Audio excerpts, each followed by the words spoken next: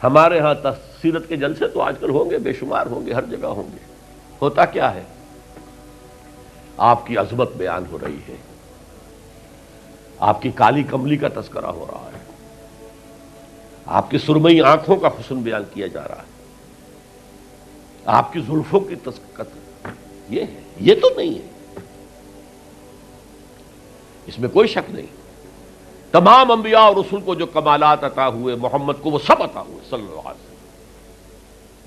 اس نے یوسف دم عیسیٰ ید بیضا داری، آنچ خوبہ ہمدارن تو تنہا داری. لیکن حضور فرماتے ہیں تمام نبیوں اور رسولوں نے جو تکالیف برداشت کی، میں نے وہ سب کی سب برداشت کی. یہ کوئی بیان کرتا ہے؟ کیسے بیان کرے؟ اس سے تو کچھ سبق ملتا ہے کہ کچھ تو تم بھی کرو بھائی. یہ کہاں عاشق رسول بنے پھر رہے ہو؟ کہاں عید میلاد النبی بنا رہے ہو؟ زمین و آسمان کے کلابے اللہ سے بھی اوپر کر رہے ہو راتوں کے اندر. یہ نہیں ہے محمد سے نسبت اور تعلق کا معاملہ. اب آپ دیکھیے، جو اب واقعاتی انداز میں تو جانے کا وقت ہے نہیں نا، لیکن ایک بات آپ کو بتا دوں، دشمنوں نے اقرار کیا ہے کہ تاریخ انسانی کا عظیم ترین انقلاب محمد نے برپا کیا صلی اللہ علیہ وسلم. M N Roy of India, member of Communist International, اس نے 1920 میں تقریر کی لاہور میں، بریڈلا ہال میں، دی ہسٹوریکل رول آف اسلام. وہ کتاب اب بھی انڈیا میں چھپتی ہے. اس نے کہا تاریخ انسانی کا عظیم ترین انقلاب محمد نے برپا کیا صلی اللہ علیہ وسلم. اور اس نے کہا یہ ندی فتوحات نہیں تھیں،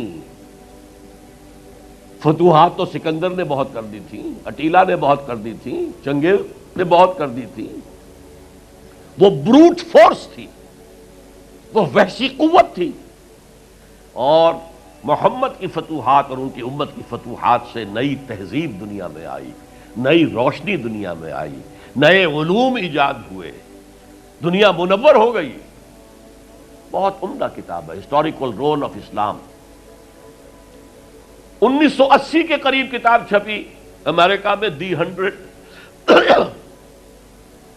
a selection and gradation of the 100 most influential personalities of human history. تاریخ انسانی کا دھارا بہتا ہے، ہم بھی اس میں بہ رہے ہیں، جدھر بہ رہا ہے ہم بھی بہ رہے ہیں. چلو تم ادھر کو ہوا ہو جدھر کی. کچھ لوگ ایسے ہوتے ہیں کہ جو دھارے کا رخ بدلتے ہیں. بہنے والے تو سب ہیں، لیکن اس دھارے کے رخ کو بدلنے والا کوئی ہوتا ہے. تو ڈاکٹر مائیکل ہارٹ نے پہلے 100 آدمیوں کا انتخاب کر لیا جنہوں نے تاریخ کے دھارے کا رخ موڑا ہے. سلیکشن، پھر گریڈیشن. ان میں سب سے زیادہ جس نے موڑا ہے، جس سے سب سے زیادہ مؤثر ہوا، وہ کون؟ نمبر 1، پھر نمبر 2، پھر نمبر 3، 100 تک چلا گیا. نمبر 1 پر حضور کو لا رہا ہے. عیسائی ہے اور ابھی تک کوئی اطلاع نہیں ہے اس کے اسلام لے آنے کی. زندہ ہے، مینہٹن میں رہتا ہے. اس نے پھر اس کی وجہ بیان کی کہ naturally I own an explanation. Jesus کو جسے خدا مانتے ہیں اسے نمبر 3 پہ لے گیا، حضور کو نمبر 1 پر. اور جواب کیا دیتا ہے؟ ایکسپلینیشن کیا ہے؟ This is because he is the only person supremely successful in both the religious and secular fields. جتنے بڑے لوگ دنیا میں ہیں وہ یا ادھر اونچے ہیں تو ادھر کچھ نہیں، ادھر اونچے ہیں تو ادھر کچھ نہیں. بڑے حکمران، بڑے فاتح، اخلاقی اور دینی اور روحانی اعتبار سے 0 بلکہ مائنس. بڑے مذہب، اخلاقی تعلیمات، روحانی تعلیمات بہت اونچے، گوتم بدھ، حضرت مسیح، لیکن ریاست، حکومت، سیاست 0. ایک ہی شخص ہے، ایک شخص ہے. کتنی بڑی سچائی اس کے قلم سے نکلی ہے. دی only person supremely successful in both the religious and the secular fields.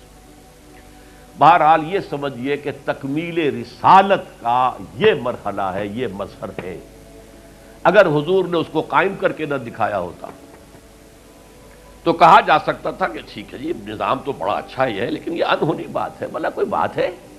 سید القوم خادمہم، قوم کا سردار خادم ہوتا ہے، شاعری ہے یہ، اچھا شعر کہہ دیا ہے۔ لیکن محمد نے وہ نظام قائم کیا جہاں ابو بکر اور عمر خادم تھے، چٹائیوں پر بیٹھتے تھے، پیوند لگے ہوئے کپڑے پہنتے تھے، رات کو گشت کے دوران کسی عورت کے کراہنے کی آواز آئی ہے، پتہ کیا، معلوم ہوا کہ درد ذہ میں ہے اور کوئی اٹینڈ کرنے والا نہیں ہے، فوراً گھر گئے، اپنی بیوی کو لے کر آئے، فرسٹ لیڈی، اور اس نے مڈ وائف کا کام کیا ہے۔ ایک اور جگہ دیکھا، بچوں کو رونے کی آواز آئی، پوچھا کیا ہے؟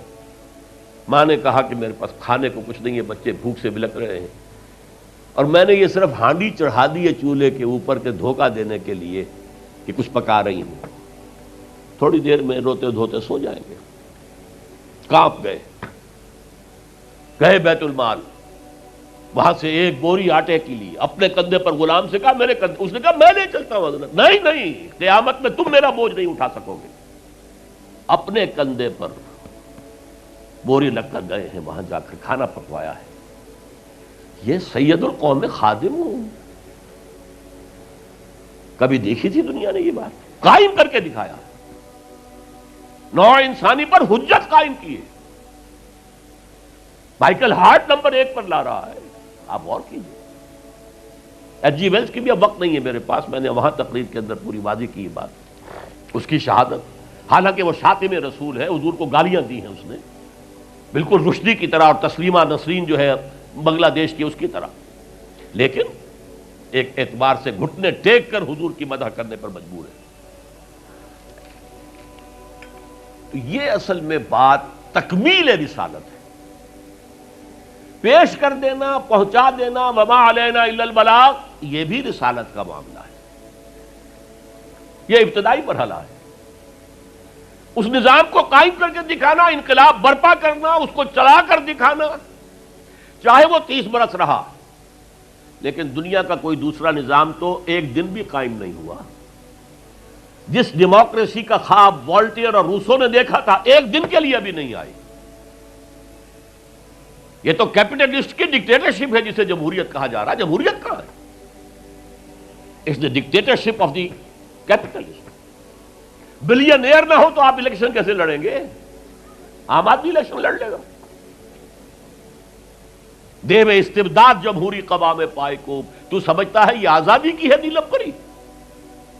ہم نے خود شاہی کو پہنایا ہے جمہوری لباس، ابلیس کا ایک مشیر کہہ رہا ہے، ہم نے خود شاہی کو پہنایا ہے جمہوری لباس، جب ذرا آدم ہوا ہے خود شناس و خود نگر۔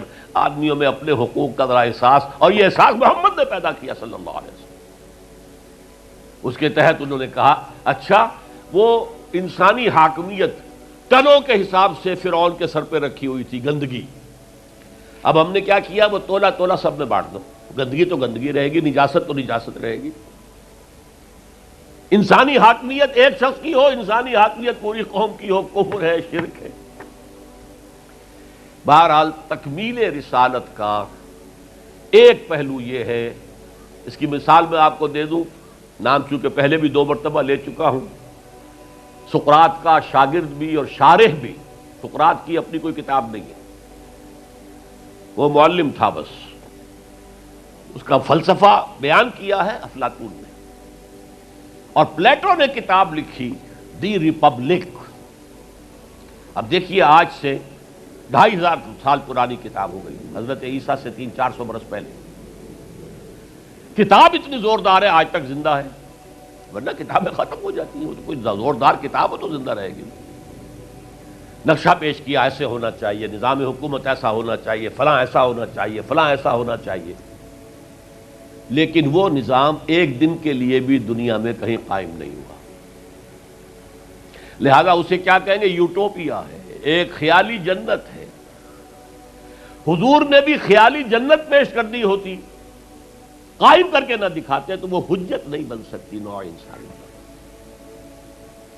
تکمیل رسالت، نہ حضرت ابراہیم کے ہاتھوں کہیں نظام قائم ہوا، حالانکہ ابو الانبیاء، خلیل اللہ، امام الناس، انی جاعلک للناس اماما واتخذ اللہ ابراہیم خلیلا، نظام تو نہیں بنا، نہ موسیٰ کے ہاتھوں نہ عیسیٰ کے ہاتھوں علیہم الصلوۃ والسلام۔ یہ صرف محمد الرسول اللہ صلی اللہ علیہ وسلم کا مقام ہے کہ آپ نے ایک عظیم انقلابی جد و جہد، میری کتاب لے کر پڑھ لیجئے اگر تقریریں نہ سنی ہو، تقریروں میں مختصر مفصل منہج انقلاب نبوی، اتنا عظیم کارنامہ، عظیم ترین انقلاب جو برپا کیا 23 برس کے اندر حضور نے، تو اس کے منہج کیا تھا، منہاج کیا تھا، طریقہ کار کیا تھا، اسے سمجھیے۔ منہج انقلاب نبوی میری کتاب ہے، 400 صفحے کی، سیرت کا انالیسس ہے، سیرت کا 6 steps of revolutionary process as deduced from the سیرہ of the prophet، اس کو فلسفہ سیرت کہیں گے ہم، تو پڑھیے اس کتاب۔